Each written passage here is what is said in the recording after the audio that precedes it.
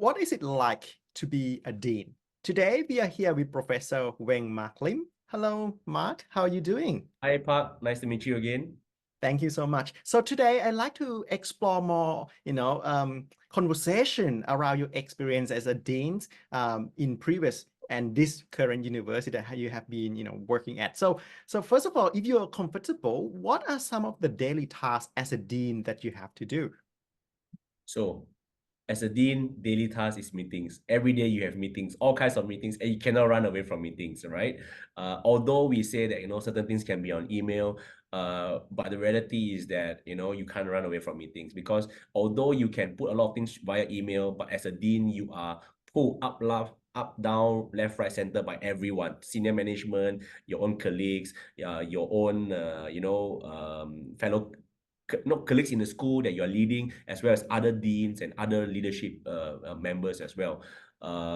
And so meetings is there, but I think one of the tasks that I do pretty well, I believe, is multitasking. So I always have my laptop in all the meetings that I go, because in the meetings that I go, not every meeting I'll be speaking. Sometimes you are just a member in the meeting, and of course, in every meeting there is always that meeting minutes to be looked at. So of course, it always helps to have a laptop. So you have half a screen of meeting minutes, half a screen you are writing a paper, responding to emails and whatnot, right? So one of the main tasks as a dean is to really about meetings, and this usually happen a lot internally. There are also external meetings as well, where you meet with external stakeholders, particularly the industry or even the government officials, to talk about opportunities where you can actually collaborate with them in multiple ways.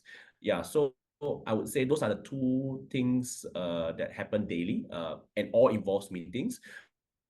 One is in terms of operations, and the other one is, of course, in terms of engagement. Thank you so much for the overall bird eye views perspective of what is your daily task. Now, if I were to explore more, I'm sure that you as a dean have to make a lot of difficult decision, have to make a lot of difficult conversation with people when it's come to job recruitment, job promotion, career coaching, and all that. How do you do? How do you deal with difficult conversation, and has it sometimes like hurt you like personally when you're dealing with like a difficult situation like this? Yeah, so interestingly enough, I don't think I really have encountered really difficult situations, because I've always mentioned this, regardless of whatever that is in the institution in terms of policies and whatnot, when it comes to things like, for example, recruitment, promotion, and so on, it's always what's the industry benchmark. Right. And if someone says that, I've met, the criteria for promotion, and why are you not, supportive of it?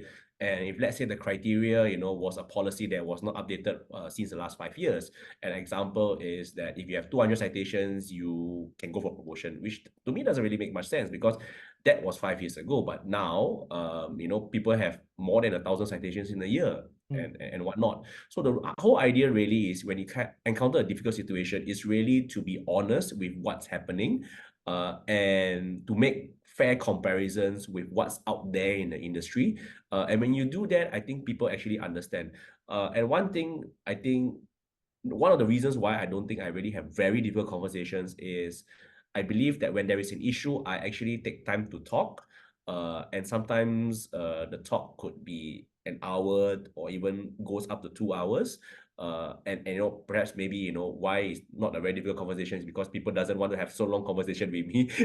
So they just understand what I said and then just move on. That could be one reason, but I don't think that's the reason, because I've generally seen people's mindset broaden over time.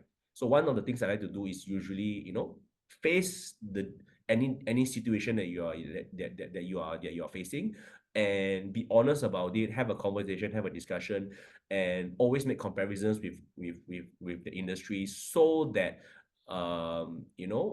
the whole conversations becomes fairer rather than becoming one-sided in any way. Yes, that is well said by you. Especially make the conversation fair, have fact, have information, make things clear, so they feel good about whatever the outcome is, and then they know what to improve for the future Yeah. occasion as well. Yes. And also I think, it's also important to acknowledge the controversies as well. Like, for example, if someone says about, let's say, promotion, which is usually a very I think one of the most contentious and most debated parts, which is, how come someone can get promoted with the kind of CV, but but why can't I, right? So then you have to ask, then you have to bring the conversation to, well, let's look at what a typical promotion process usually looks like, what are typical criteria that usually looks like, and hey, if you are already now saying that how come that person can get promoted and why not you, and you don't really give that much respect to that person, if I promote you and other people view you in that light, would you like it? Would you like to be promoted and not get the acknowledgement for others, for example? So with that kind of conversation and realization, usually people get to see the point and they want to do things in a proper way. So far, that's why I'm saying that I don't really find a lot of difficult conversations, because I think, like what you mentioned, the fairness in conversation is important, and to get the kind of fairness is to really have the comparison with industry, and also making comparisons. If this is the case, would you be happy? If that is the case, do you think you still will be happy and whatnot? That is a very good point that you make there. Now, let me change the tone of our conversation, Mark. Yep. So, let's say since you became a dean, what has been some of the value or the learning point that you received from yourself of being a dean, and what the society or the people who work with you receive from it? All right. I think that's a very good question, because that is something that I only reflected much later on, as I progress in the role, which was this. I think as a leader, we cannot expect everyone to be like us, right? I think I would like to think that I am a rare breed. I'm actually an outlier, because I actually perform across the portfolios of teaching, research, and service. So even though I'm dean, I also do what a professor does. So if a professor, for example, have to teach 6 hours, I also teach 6 hours. Professor has to do these publications, this amount and whatnot. I also do the same as well, even though I'm dean. So no negotiation on that. So what I would say is that it's really about how you put things into perspective. And I think the perspective has to be something that you are able to tell others openly, right? So I think when you can tell others openly, then things would be much clearer. I think you yourself as a leader, you can sleep at night, and everybody else gets a same understanding.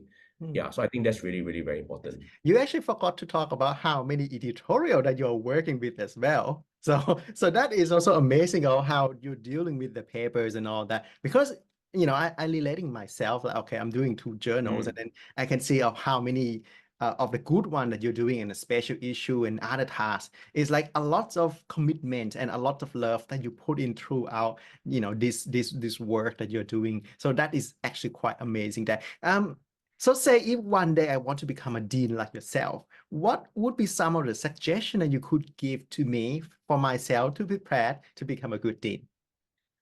Wow. I think that's a big kind of advice. But yeah, I would say, I think it goes back to my point that I mentioned earlier. We cannot expect everyone to be like us. I think that's the first point. And the second point would then, if we don't want everybody to be like, we don't expect everyone to be like us, then the second point really is to really create that kind of environment where everyone can thrive. Everyone can be doing what they really like, as long as they're really good in it and it gives good returns to the school. I think that's the most important bit. But nevertheless, they are able to demonstrate that they are able to fulfill minimum requirements across the portfolios.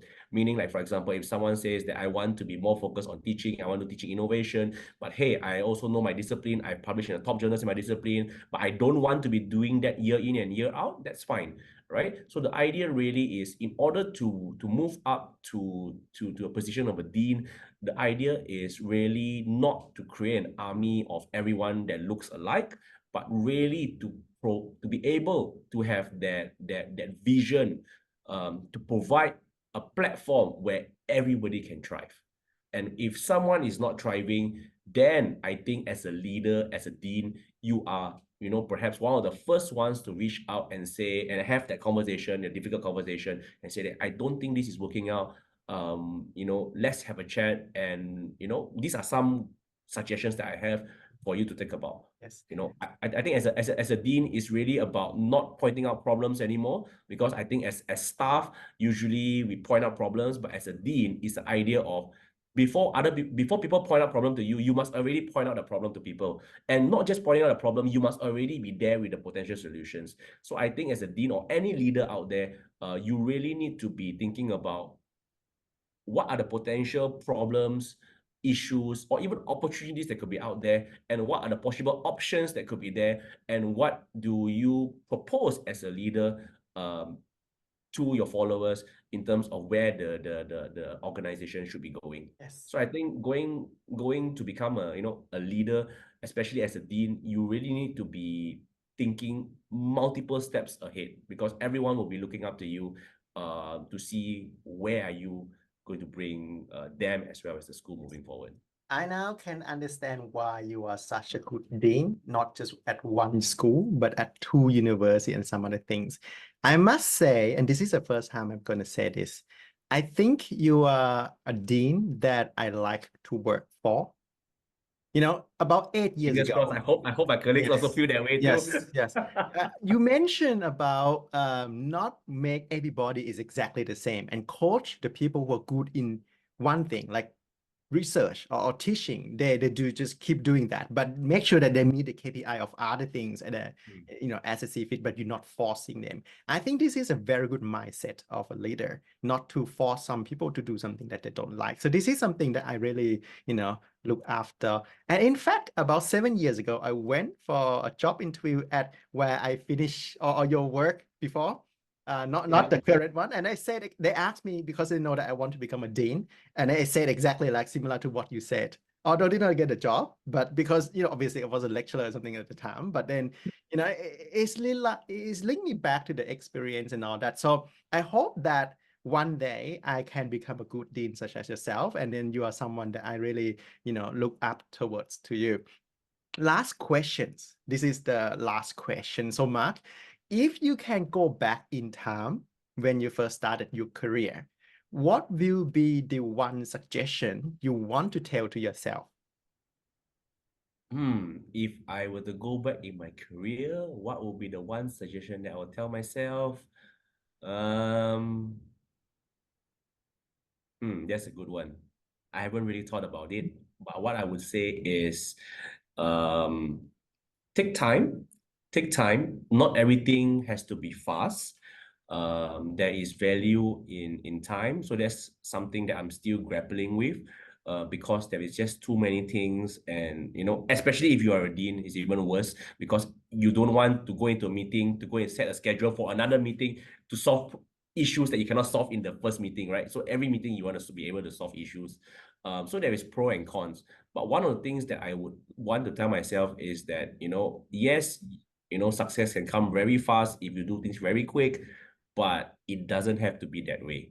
Because I think certain things in life, money is something that you can always earn, but time is something that you cannot earn back. So I miss out a lot of time where my children is growing up, even though, it's just like my oldest is only 3 years plus now. Yeah, but I still feel that I don't really see them growing up. So if I have an advice to give myself if I turn back time, is about time itself, to really, not everything has to be fast. You can also take time for certain things, and success can always come, not that fast. It will come anyway. But yeah, take time to enjoy some of the final things in life as well, especially with family. Take time and enjoy the journey. I think that is a very good suggestion. And this is what is it like to be a dean with Professor Weng Marc Lim. Thank you so much, Mark, for being with us today. Thank you very much, Pa, for the invitation, and hope this is useful for everyone. Thank you.